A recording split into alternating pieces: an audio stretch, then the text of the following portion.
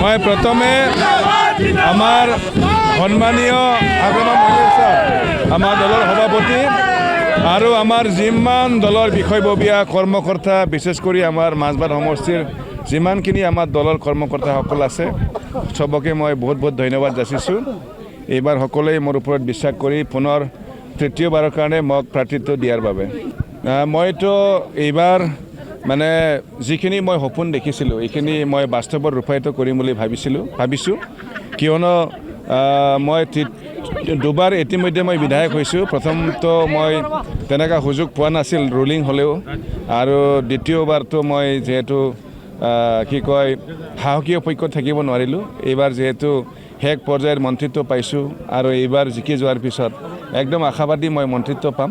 তেতিয়াহ'লে যিখিনি মই সপোন দেখিছোঁ এইখিনি মই বাস্তৱত এইবাৰ দেখাব পাৰিম বুলি মোৰ এটা সপোন শুনিছোঁ। মই তেখেতক প্ৰাৰ্থিত্ব দিয়া বুলি শুনিছোঁ। তো ইলেকশ্যন ফেক্টৰ এইবিলাক ক'ব নাযাওঁ মই যুঁজিম আৰু ভালকৈ যুঁজিম কিন্তু বিশ্বাস আমি বহুত ভাল ভোটত জিকিম।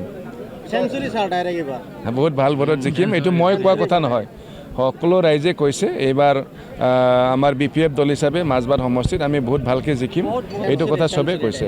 আৰু এইটো চিধা কথা যিহেতু মাজবাট সমষ্টিত 3টা আমাৰ BTC সমষ্টি আছে, 3টাও যিহেতু BPFৰ MCLA আছে, চৰকাৰ আছে, BCDC আছে, চব আছে।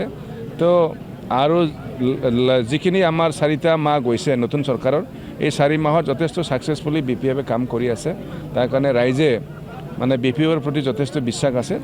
তো এইকাৰণে এইবাৰ আমাৰ মাজবাটবাসী ৰাইজে খুব উৎসাহেৰে এইবাৰ আমাক ভোট দিব। প্ৰতিদ্বন্দ্বিতা মূল বুলি ক'বলৈ কোৱা নাযায় যিহেতু ইয়াত কি কয় জয় ভাৰত খেলিব, কংগ্ৰেছ খেলিব, তাৰপিছত UPPL খেলিব, তেখেতসকলকতো প্ৰায় সমানেই দেখা পাওঁ। তাৰ কাৰণে কাৰ লগত হ'ব এইটো কোৱা নাযায়। নাই এইবাৰ আপোনালোকে যুঁজ হ'ব বুলি দেখা পাইছে, মইতো ভাবোঁ ইমানখিনি যুঁজ নহয়। এইবাৰ চাওক মানে ৰঞ্জিত বসুমতাৰীটো যোৱাবাৰ 2টা চিটতো হাৰিছে আৰু ইফালে আপুনি কোনটো ক'লে কি কয় ওদালগুৰি সমষ্টি একেই কথা না। ওদালগুৰি সমষ্টিত আমাৰ BTC সম্পূৰ্ণ আমাৰ দখলত আছে। তো যিমানে ইয়াত কি কয় আপচৰ নেতাই কওক কিবাই কওক ইয়াত যে প্ৰতিনিধিত্ব হ'ব মই নাভাবোঁ আৰু খুব সুন্দৰকৈ আমি জিকিম। বাঢ়িব যথেষ্ট বাঢ়িব, ডেফিনেটলি বাঢ়িব। এইটো BJP তো লাষ্ট ইলেকশ্যনত তেখেতসকল খেলা নাই ওদালগুৰিত বিশেষ কৰি, কিন্তু তাৰ আগৰবিলাকত চালে BJP যথেষ্ট ভোট পায়। এইখিনি ভোটটো ডেফিনেটলি আমাৰ লগত প্লাছ হ'ব, তেতিয়া ভোটৰ সংখ্যাটো বাঢ়িব। নাই এইটো দলৰ সিদ্ধান্ত, দলৰ যিহেতু সিদ্ধান্ত হৈছে আমি এতিয়া NDA হিচাপে আছোঁ। এজন দুজন যিহেতু মানে প্ৰাৰ্থীত্ব আশাত আছিলে তেখেতসকলে অলপ দুখ পাব, এইটো একেবাৰে বেয়া পোৱা বুলি নহয়, দুখ পাব। কিন্তু দলৰ সিদ্ধান্তটো চবেই মানি ল'ব লাগিব। তাৰ কাৰণে আমাৰ লক্ষ্য হ'ল এইবাৰ পুনৰ NDA চৰকাৰ আনিব লাগে। তাৰ কাৰণে সকলোৱে থাকিব, একেলগে কাম কৰিব।